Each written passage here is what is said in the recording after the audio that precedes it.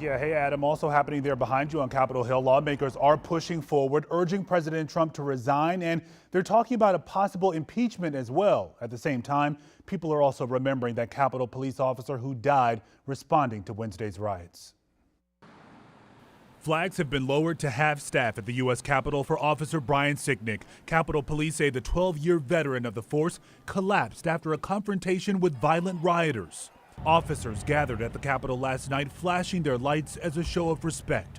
Sicknick's death comes hours after the U.S. Capitol Police Chief and Senate Sergeant at Arms stepped down amid outrage over Wednesday's security failures. National Guard wasn't being deployed. We need to know why that happened. President Trump is now condemning the violence carried out by his supporters. To those who engaged in the acts of violence and destruction, you do not represent our country. In a video produced by the White House, the president had harsh words for the same people he described very differently the day of the attack.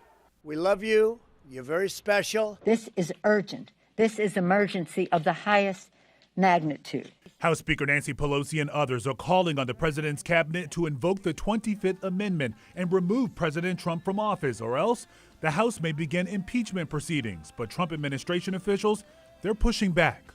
There's a long way to go to meet the constitutional requirement. Two members of the president's cabinet resigned Thursday in the wake of the violence: Education Secretary Betsy DeVos and Transportation Secretary Elaine Chao.